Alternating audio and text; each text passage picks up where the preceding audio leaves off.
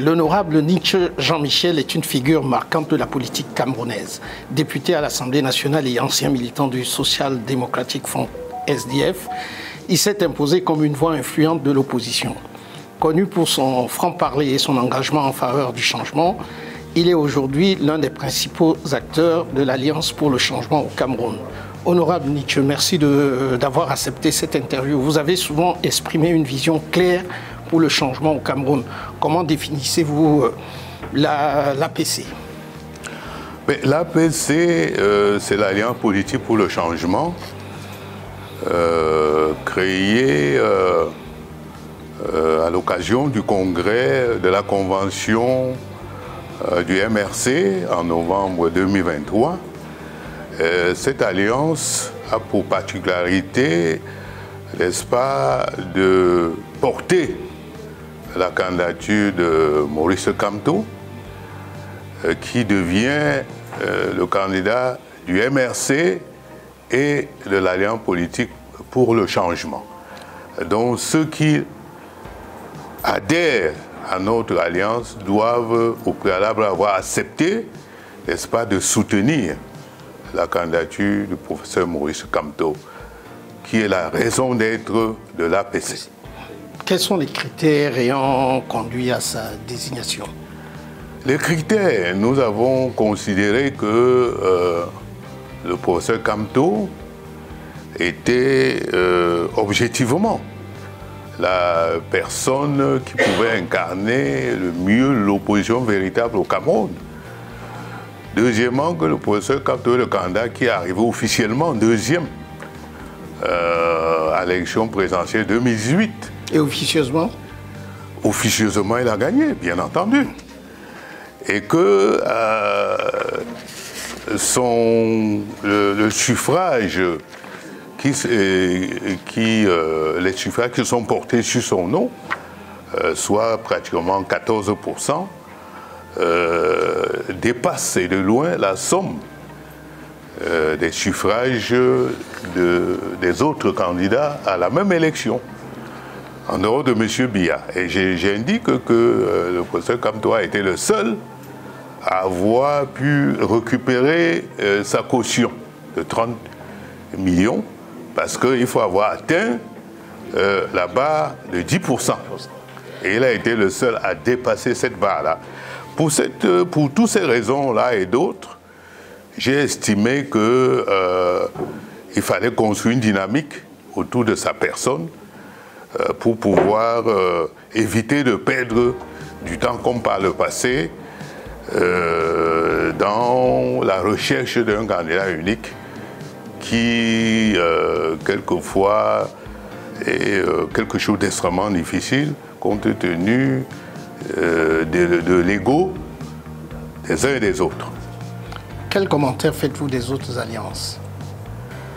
J'observe, comme tous les Camerounais, mais je pense que le peuple du changement s'est déjà identifié au candidat de l'APC, Maurice Kamto. Et ce peuple-là se reconnaît et est bien représenté par ce candidat-là. Et je n'ai aucune observation à porter sur les autres alliances. Je n'ai aucun jugement de valeur parce que ce qui nous intéresse, c'est l'APC. S'ils pensent qu'ils peuvent nous rejoindre, ce serait une bonne chose. Les sympathisants de votre alliance tirent à boulet rouge sur Cabral Libye du PCRN. Ouais. Et on connaît les relations exécrables que vous entretenez avec le chairman du SDF, Joshua aussi. Comment comptez-vous rassembler dans ce climat? Alors, les sympathisants de l'APC ne tuent sur personne. Dans tous les cas, c'est pas...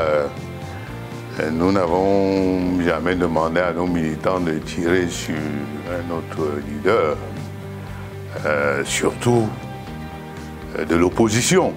Notre seul adversaire, c'est M. Biya, sur qui nous demandons de tirer à volonté. les autres attaques procèdent peut-être des actions individuelles. Quelles sont, selon vous, les stratégies que l'opposition camerounaise doit adopter pour les prochaines élections, particulièrement après les échecs passés?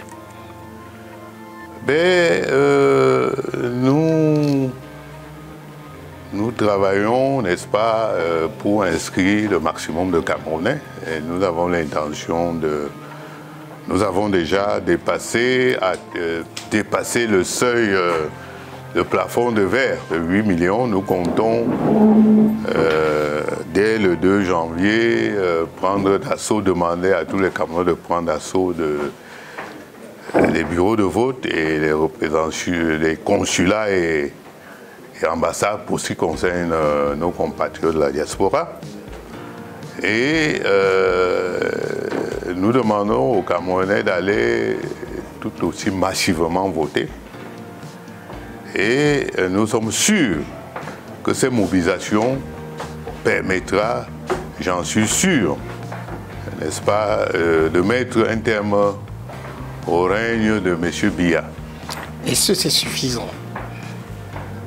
C'est une question qui est revenue très souvent dans le débat que vous avez eu. Vous pouvez être rassurer. Cette fois-ci, nous avons pris toutes les mesures pour que le vote des Camerounais, n'est-ce pas, ne soit pas volé. Nous avons décidé de protéger le vote des Camerounais et je pense que c'est l'une des conditions pour que la victoire du peuple en 2025 soit assurée. Et nous y verrons. Et comment comptez-vous sortir de ce piège puisqu'on désignera probablement le candidat RDPC vainqueur? Non, je ne pense pas qu'on... c'est vous qui pensez qu'on désignera le candidat RDPC vainqueur, puisque c'est nous qui allons gagner. Nous sommes sûrs que nous allons gagner et c'est nous qui allons être déclarés vainqueurs. Vous êtes un ancien militant du SDF qui a gagné les élections en 92. 92, c'est pas 2025. Et n'a pas exercé le pouvoir. 92, c'est pas 2025. Et justement, en 2025, nous allons mettre en place de nouvelles stratégies pour que de 92 ne se reproduise plus. Vous avez rencontré M. Sissikou Tabé Ayouk. Oui. Quel était l'objet de votre conversation, si ce n'est pas indiscret? Une visite à un compatriote qui a été condamné à la prison à perpétuité et qui est en train de purger sa peine. C'est mon droit en tant que Camerounais, en tant qu'élu, de rendre visite à un compatriote en prison. Je le fais tout le temps, que ce soit à Douala, que ce soit à Yaoundé. Donc je ne vois pas... C'est vrai que M. Atangandi s'est agité et a cru devoir me menacer. Mais je pense que c'est une démarche tout à fait normale. Et bon, rien ne m'empêche de, n'est-ce pas, figurez-vous que j'ai rendu visite aussi à un autre prisonnier comme... Jean-Pierre Amougou Belinga? Non, Marafa Amidou Yaya. On n'en parle pas beaucoup. Mais voilà. Il y a justement 5 ans, se tenait le grand dialogue. Quelle appréciation faites-vous de cette assise? C'était une perte de temps, une mascarade. Et un forum organisé, un forum budgétivore. Organisé pour dilapider les fonds publics, parce que, parlant de dialogue, c'était un monologue entre Biya et ses amis politiques. Les protagonistes de la crise anglophone n'ont pas été invités. La preuve, c'est que la crise continue. Avant de conclure cet entretien, pourriez-vous nous dire ce que devient votre plainte contre Ferdinand Ngongo? Contre Biya, la plainte... Et Biya aussi. Oui, la plainte, les deux plaintes suivent, vous savez, il y a le temps et il y a le temps de la justice. Ces deux plaintes suivent leur cours. Et vous avez foi à la justice du Cameroun? Pardon? Vous avez foi à la justice du Cameroun pour ce type de sujet? Je suis obligé parce que nous sommes obligés de faire avec les institutions qui sont en place. Et donc nous sommes bien obligés de faire confiance à la justice, n'est-ce pas? Un mot pour conclure sur l'avenir du Cameroun et votre rôle dans cette quête de changement. Pardon? C'est le dernier mot, votre dernier mot. Ben, un dernier mot, victoire en 2025.